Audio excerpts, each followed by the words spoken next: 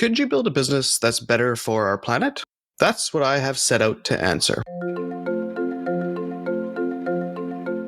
Hi, I'm Marco Pimentel, marketing expert and entrepreneur, and host of the podcast Someone Like You. I become fascinated in finding creative climate solutions in business, and on the podcast, I break down how founders and CEOs are building climate-friendly business solutions that are opportunities for growth while being better for the planet.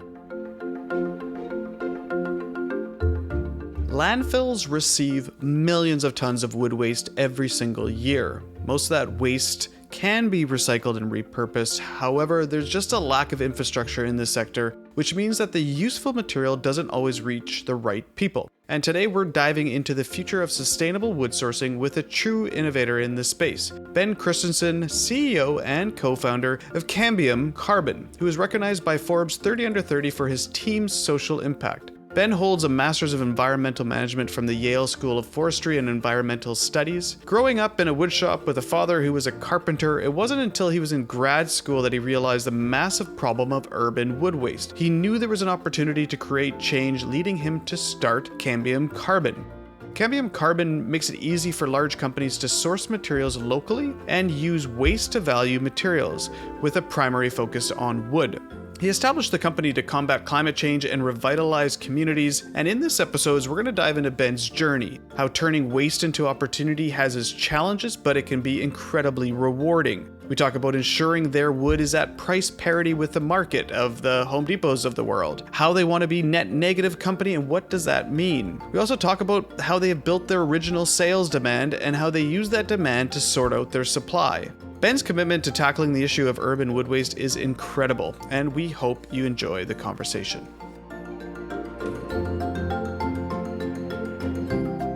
I'm a huge believer that it's all about matching the right type of investment into the right type of deployment.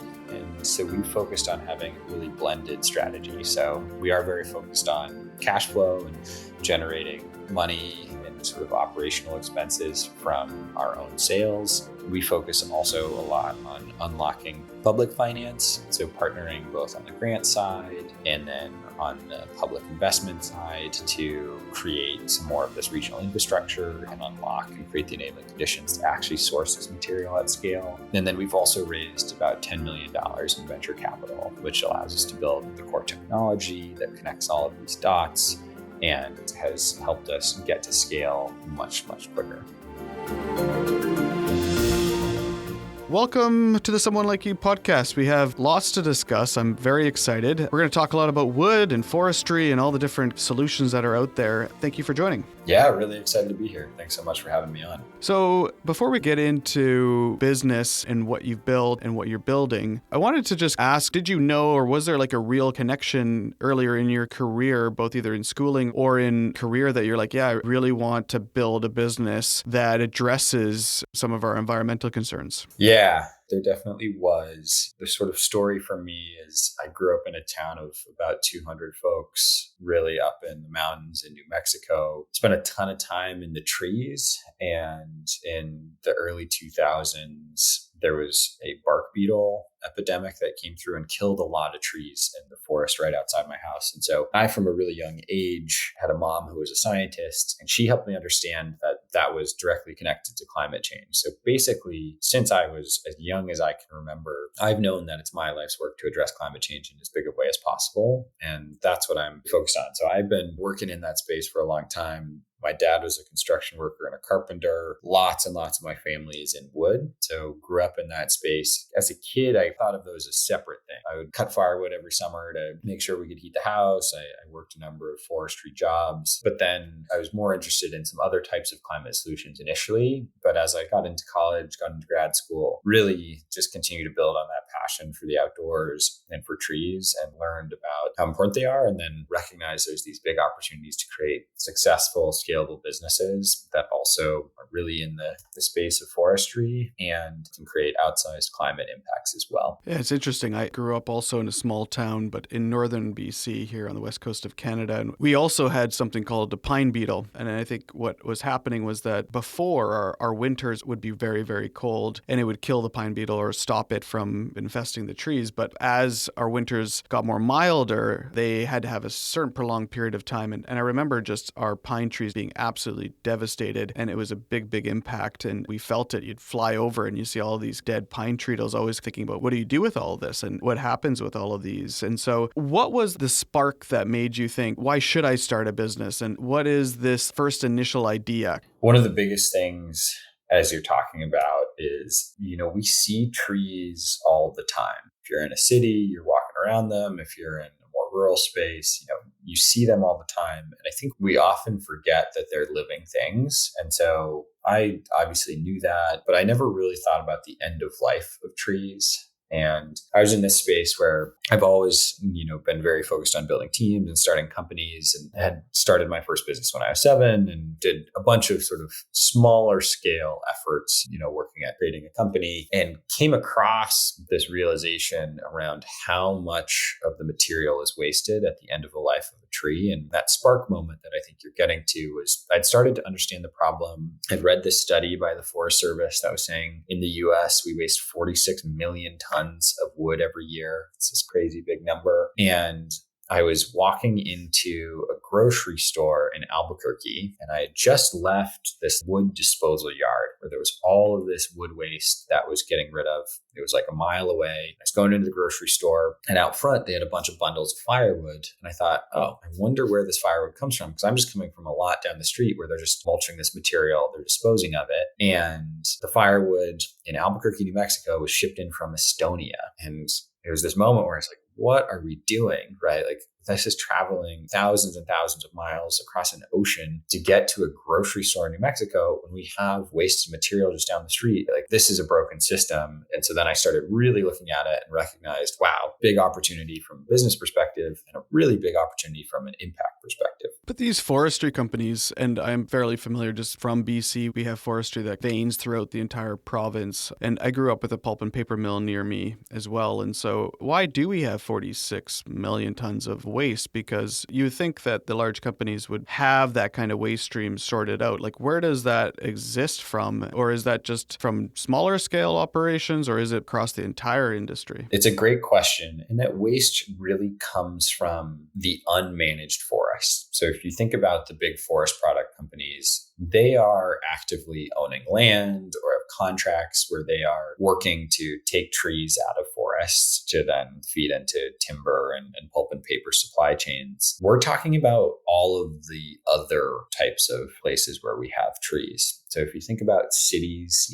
there's street trees, there's trees that are in parks. In our suburban areas, there's these little patches of woodland that are not managed by a big forestry company. It's too small. It's like in a place that is not massive, wouldn't fit into their type of mills or their processing. And so there's all of this sort of like forgotten, unmanaged space. And that's really where this waste is coming from that we're focused on. It's not really coming off of an existing sawmill. A lot of that has clear offtake. What we're really focused on is the wood that never even gets to a sawmill, because right now it's just treated as a waste stream. Yeah, but I guess by addressing that, it would put obviously less pressure on cutting down the forests as well. And we battle this a lot in BC. I'm sure everywhere else is this idea of cutting down, especially our old growth forest, and then replanting it with trees that grow, of course, but with the idea that it's going to be cut down. So you're talking about this waste stream that exists, but nobody has really kind of formalized it. It's probably formalized like little bits of pieces here and there.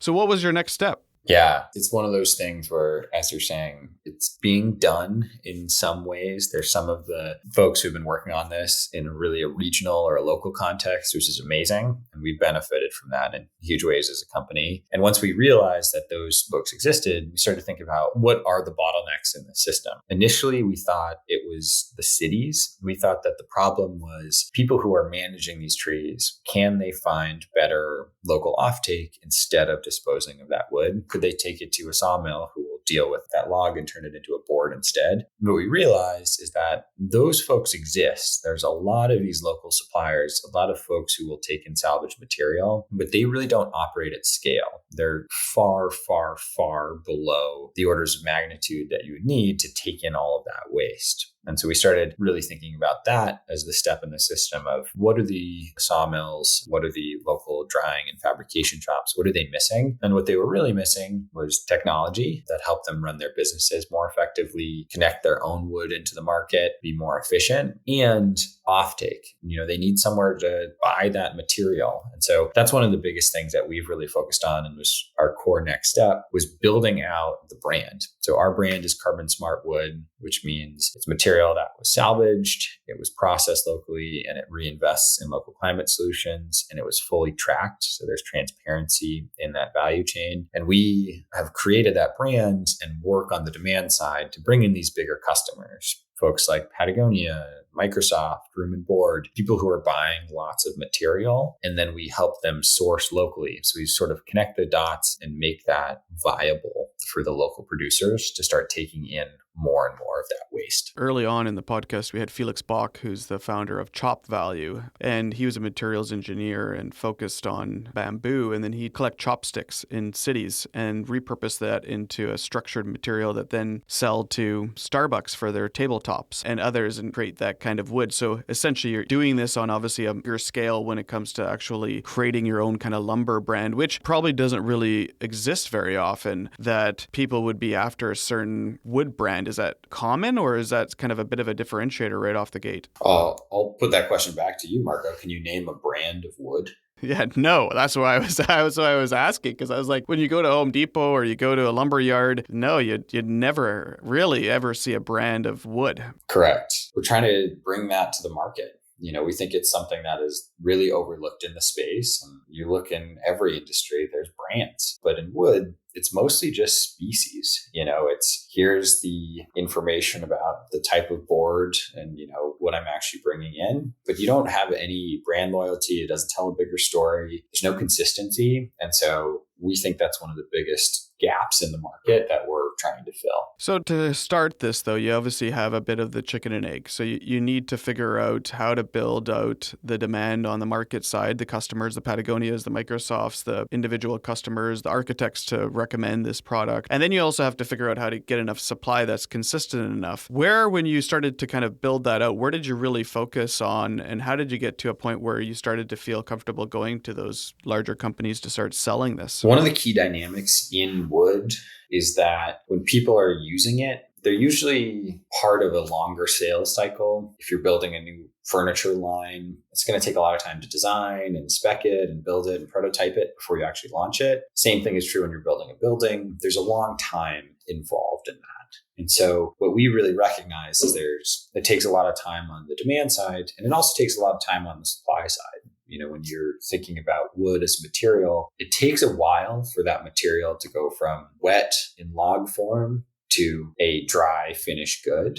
And that depends on the species, depends on the climate. There's a lot of variables there, but the core point is that it takes a while. And so what we recognized is we really wanted to start on the demand side. And we do this thing called stepwise matching, where we identify, hey, here's a core customer segment that we think we can really win in. We identify a few key anchor customers. And because those timelines are pretty long, we focus on then building supply chains to go and meet that. So we're very demand led in how we think about building out our supply chains. Yeah, and then actually on the supply and converting raw wood into boards and into Cambium Carbon wood, did you purchase a sawmill? Did you partner with a sawmill? And how did you build that foundation to start creating your actual product? So today we have about 220 different manufacturing and sourcing partners, and we work to create supply chains across the country. But when we initially started, I grew up in wood, but I also know that there's lots and lots that I don't know. It's a complicated industry. There's people who know way more than I do. And we were fortunate enough to come across Paul and John, who have run and built a salvage sawmill and fabrication shop outside Baltimore. We built a really deep relationship with them. We ended up integrating and bringing them onto the team. And that really served as our R&D hub. And they've both been able to lead our supply side in an amazing way. So John really leads how we source the material and how we mill it. And Paul really leads how we fabricate it and dry it and bring it to market. And so that type of expertise was critical for us in order to be successful in an industry that is very complicated and, really filled with a lot of systems and legacy processes that you have to know how to navigate. So that's how we started getting into that space. Yeah, and then on the supply side, were those partnerships net new ideas for cities or places that would get this and salvage this wood? Or were they scattered across suppliers that were already doing it, but just kind of not on a scale that brought it all together? More the latter. So there's a lot of different people who have seen this as a problem. And when you see the order of magnitude of it, when you go to these log disposal yards and just watch how much material is getting wasted, it's pretty easy to think there's got to be a better way. And so a lot of people have seen that before. We're definitely not the first to connect the dots, but what we are the first to do is bring in scale and bring in some of the core market conditions that can help this go from successful local efforts to very scaled, efficient national efforts. And that's what's happening.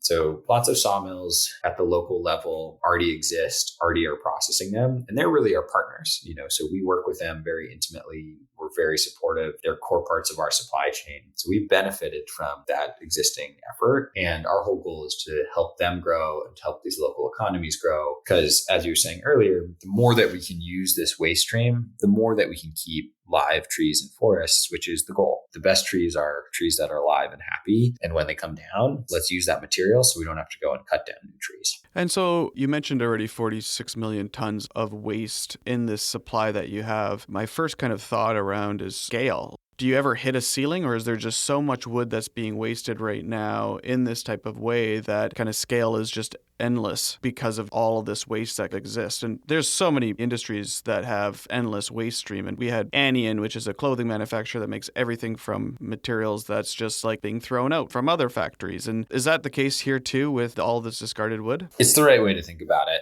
Obviously, there's a conceptual ceiling at some point. It's there. But the reality is it's endless. There is so much of this material and so little of it is being used that there's a gargantuan amount of growth to happen here. And when we're thinking about that, we're talking about billions of board feet that could be produced every year just in the US alone and just from this one wood products waste stream. And so there's lots and lots of room to scale there. Let's talk a little bit on the customer side. Why would a Patagonia or a Microsoft or an architect go to Cambium and think about using carbon smart wood? We see people coming to us for a few different reasons. The first is really because we can provide a product that has a much better environmental story that also has a really strong price competitive. We're basically price competitive with any equivalent product in most regions, and we're able to create and provide a more resilient supply chain that is a little bit disconnected from the traditional lumber industry. So when you think about if you're a big furniture manufacturer or you're building lots of new data centers or buildings, you want to make sure that you are going to have some visibility into your pricing and that you're not taking on too much risk within the commodities market. And so we provide that for a lot of these bigger buyers. I think the last thing that we've seen is we're all about storytelling. At the end of the day, I'm a huge believer that if we understand where materials came from, if we can be tied into their stories, we care about them more, we treat them differently. That's what our brand's about. And so when architects, they put carbon smart wood into the walls in a building or the floors or the lobby, it's the thing that they talk about. They say, hey, we just built this new hotel in New York City and all this material came from salvaged trees in New York. It's the story that they tell. And so there's a really strong component of that we see from folks. Over 10 years ago, I purchased a townhouse development and it was a new build and the entire thing was all wrapped in cedar. And my first question was like, where did this cedar come from? And it was all first generation old growth cedar, but all of it was selectively harvested and picked that had naturally fallen. And I probably had told that story to every single person that came to the house that was always just like, oh, these are beautiful. And I'd be like, yeah, well, I had a concern because we're wrapped in this beautiful cedar, but it wasn't. It was all, they selectively picked it all out, very methodical about it. And it was a story to tell. And I think that has a lot of meaning, right? And being able to do that has a lot of power. And that's probably why lead certified buildings too have taken off as well, because, there are a lot of buyers that this is really, really important to, and they do want to understand that story. But when you pluck wood off a lumber yard, that story obviously never exists and you have no idea where it came from. Correct. And people really want to be connected to materials. So like you're saying, in your home, it becomes something that is a conversation starter. It matters to you. And this is true of heirloom furniture. Like I have a cedar chest that my grandfather made, and that's a thing that I care about. I treat better. I talk about it because what we all fundamentally want to do as people is we want to connect, and we want to connect to our spaces. We want other people to connect with them as well. And we have so dramatically moved in the direction of making everything the same. We've been like obsessed with high production and sameness instead of actually thinking about, can we be producing materials that we care about? And again, what's really important for us is creating unique and local and high quality materials with the same efficiency and the same price point and a better customer experience than what the industry provides today. So it's about balancing both of those. The stories are really powerful. People care about it, and we want them to have a better customer and business experience. I wanted to take a second to tell you about our Season 2 sponsor, Springwise. Springwise is the global ESG innovation platform that offers its readers early access to the ideas transforming our world. I actually started using Springwise probably 10 years ago to review innovative startup ideas, and I've been a fan ever since. There are 3 new stories on the site every weekday featuring solutions to some of the biggest challenges we face as a global community. You'll find innovations in climate tech, renewable energy, plastic alternatives, the circular economy, and how we can live a more sustainable life. The stories are sourced and written by the Springwise team of journalists and will give you an inspiring take on what's right around the corner, whether you read it to inform your work or simply for a regular dose of optimism. Springwise sets the innovation agenda. The newsletter is free to access, and to sign up, visit springwise.com/newsletter signup. Every week on Someone Like You, we dive into stimulating conversations with founders, entrepreneurs, business owners, and the likes who are consciously and successfully creating sustainable business solutions for the long haul. Tune in every week for a new inspiring conversation on leading climate solutions. And if you're enjoying the podcast, please share it. And also, don't forget, subscribe on the platform of your choice and give us a rating and review. When we think about climate or environmentalism and we think about business, there's often people talk about this price point pain. But you mentioned that the price point is fairly comparable with the added benefit of everything that you're doing. And obviously what you're doing is a lot more difficult to do than to just buy it from a larger mill. So how do you get it to that price parity, and how important do you think that has been to getting your business off the ground? We see a really big price sensitivity in this industry. It's pretty much true everywhere. Price matters. And certainly in this space, it matters a ton.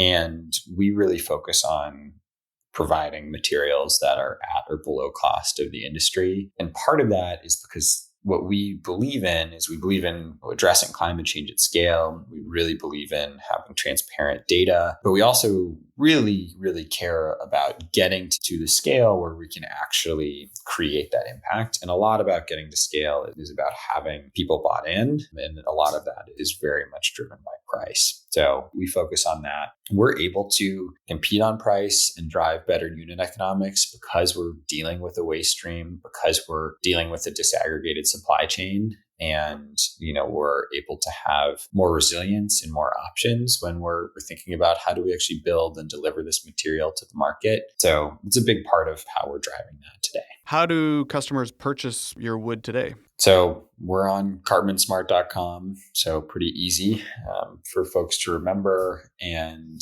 we have our materials listed there today, and we're scaling pretty rapidly. So we're always adding new species and new regions that we're sourcing from. We largely are connecting with customers from other customer referrals is kind of our primary growth path right now, because we have the brand. And when you get into a building project, there's an architect and a specifier and a designer and a general contractor. And so we'll enter with one of them and we'll leave with the others. So we'll start the project and then somebody will say, oh my God, I want to add you into this other project that I'm doing. It's a perfect fit over here. So we've been really growing very effectively by word of mouth organically within the trade space. Yeah, one trade or one architect or one building developer kind of starts snowballing from there. And so are you able to have your product across North America, or is it centralized to a certain area right now? And where do you see the future over the next few years? We're primarily based in the US. So we've got about 220 different suppliers across the country. We're sourcing pretty much nationally. Largely that maps to where the trees are in our country. We're starting to scale. Our goal longer term is to really be and bring this solution globally. It's about over a gigaton of emissions every single year come from wasting wood across the globe. It's an unbelievable amount. And this solution applies pretty ubiquitously. So that's something that we're working on scaling to. I'm also a huge believer that you have to build effective, solid businesses first before you start to scale into other regions that have their own complexity. So we're really focused on that. And in terms of our board footage scale, we've diverted about 3.4 million board feet of timber from waste streams in our lifetime. And we want to start growing that, into the tens of millions board feet up into the hundreds of millions of board feet in the next few years. We're starting to scale towards that very rapidly. And the focus there to be able to achieve that scale, is that through more the same bigger partnerships, more architect firms, more building developers? Is there retail ever in the focus as well? Like, what kind of thoughts to get this further into that tens of millions of board feet per year? It's really about launching with larger and larger partners. So we have a number of those in development, which we'll be excited to share publicly soon. Those look like selling wood into retail. They look like selling wood into mass timber. So starting to build more and more buildings out of this material. And then also really expanding into the outdoor space. So we've done a lot of growth with thermally modified carbon smart wood. So wood that is really stable, non-toxic outdoors. So a lot of time in the decking, siding, fencing space. So those are sort of our three core areas where we're seeing lots of growth and we're putting our energy to expand.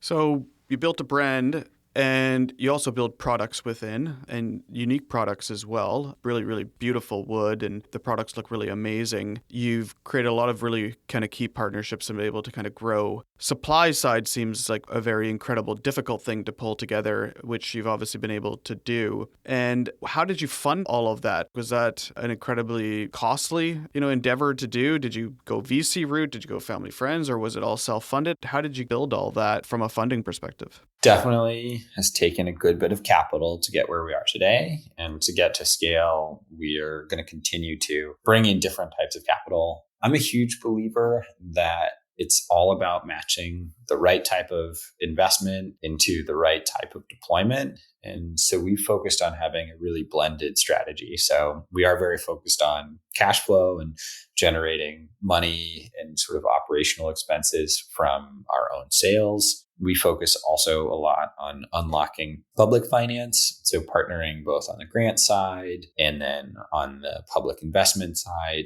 to create some more of this regional infrastructure and unlock and create the enabling conditions to actually source this material at scale. And then we've also raised about $10 million in venture capital, which allows us to build the core technology that connects all of these dots and has helped us get to scale much, much quicker. You can see very easily that a lot of brand thought and brand building went into Cambium, but what kind of technology had to be built to be able to enable what you're doing in a way that can scale? We've really focused on building software that can create outsized value when you're at the mill, at the shop, on your yard, and you are managing and moving material. So what that means is hardware integrations to easily track wood as it moves through your stream as a sawmill. It also means data analytics, sort of next generation analytics coming down the pipe with AI integrations. And what that actually looks like is making it easier for folks to know what material they have, to understand and optimize their capacity, and then to sell their own material. And so we do that in lots of different ways at several different steps in the process. But building that has, for us, been 100% about listening. I grew up in this industry. I think that you often see outsiders sort of come in and say, hey, you should use this. This is like the beautiful solution for you. And they often don't actually listen and focus on the core problems that the people in the industry actually have. And so that's what we've really focused on with our technology and have built that to be super functional and very focused on being successful when you're actually using in your day-to-day life. And without that, it probably wouldn't allow you to kind of grow. Because I'm just thinking like in this type of space, with such a focus on building software, just doesn't seem like competitors would even be thinking about doing that. That's generally correct. There is a significant number of wood software companies, but they fill a pretty different need than we do. And they don't have the same integrated system. So because we sit at the source side when people are tracking and managing trees, we sit at the processing step where they're actually, turning logs into boards. And then we also sit at the end customer step where we're helping end customers build those supply chains, tell their own customers about it. We're much more integrated than pretty much anybody else on the market. Ben, this has been incredibly fun to learn about what you're doing. The fact that you've taken a waste stream that's been largely overlooked and created this, we have a lot of incredible wood and there's a business case and we can do this with the same kind of price point is just a really kind of incredible showcase that people really need to be thinking about this kind of circularity and this waste as really being not something that we can throw away anymore and something that we could use so that we don't have to cut down 1,000-year-old trees for this, which is just kind of absurd. So when you talk to entrepreneurs or people that are thinking about joining a company, why now? And would you say that being in the business of doing something that's better for the planet is good business? Yeah, probably doesn't surprise you to hear me say that. I absolutely do. It's hard and we have a lot of things that are going for us. We're very excited as a company, but I don't want to, undersell that. It is a very difficult business to be in, to have multiple priorities of we want to have just as strong financials as any other company, except we want to be carbon negative on whole. That's pretty much different than every company that has ever existed in history. Pretty much every company historically has on whole made the planet worse from a climate perspective. And our goal is to be one of the first companies that gets to true scale, that is actually every single year we make the planet better as a cumulative sort of life cycle analysis. And so as we go towards that, it's hard. It's a very difficult thing, but it's incredibly fulfilling. And I also deeply believe that it's possible. So for anybody who's considering starting the business, for anybody who's considering joining a business, we need you. You should do it. You should take the risk. And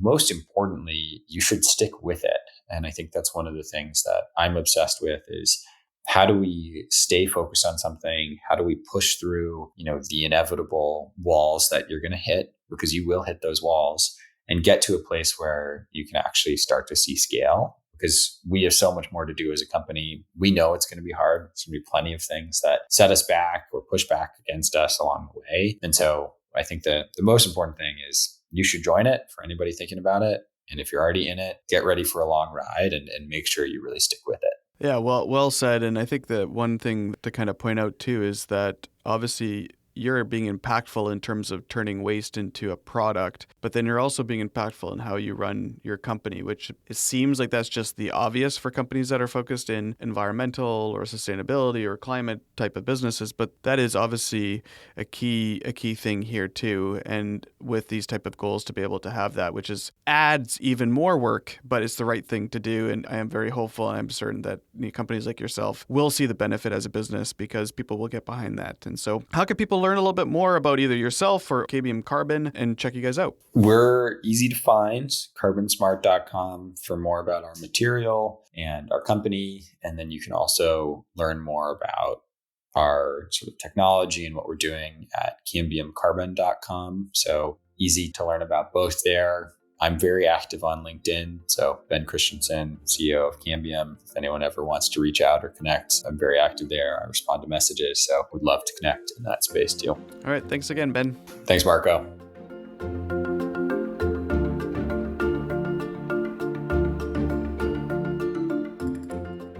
Well, Ben, that was a ton of fun to learn about what you're doing, especially doing this with basically waste and turning this into an incredible business opportunity. So I just wanted to ask a little bit about circularity and waste streams. I just think about difficulties. You turned a difficult opportunity into a really, really great business in this 5 years. Why do you think it's so important to work with these type of materials and turn them into a business? It's a great question. We think about it all the time, and we definitely recognize that when you use a waste stream, you have much less control over your inputs. So it inherently has core challenges baked in there. But one of the things that I think is a unique outcome of that is those challenges often lead you to build better parts of your other business. So we've really had and been pushed to innovate in how we process the material and how we track it and trace it, because it's very important for us to make sure we're super on top of our inventory management and our lead times, because we have a more variable input stream. That same thing is true when we think about, how we've built a brand. And so one of the things I really believe in life is that constraints are often what push us to be creative and to be effective from a business context. And I think that waste streams do that. And the nice thing is they come with challenges. They also come with benefits. A big one for us is we're really able to source material close to where we're processing it, close to where we're selling it, which saves money and saves emissions. So in the same way that there are challenges, there's also real perks, in particular, making it easier for you to access that material, and then also pushes you to build a better and better business. Thanks so much for tuning into the episode of Someone Like You. We hope you found our discussions today really insightful. Next week, we'll dive into another entrepreneur or founder building a business in climate, so stay tuned. If you enjoyed the show, please rate and review us on your favorite podcast platform. It really, really helps us out. Follow us on LinkedIn, where we also post really great videos from this episode. Thanks again for listening, and we will catch you on the next episode.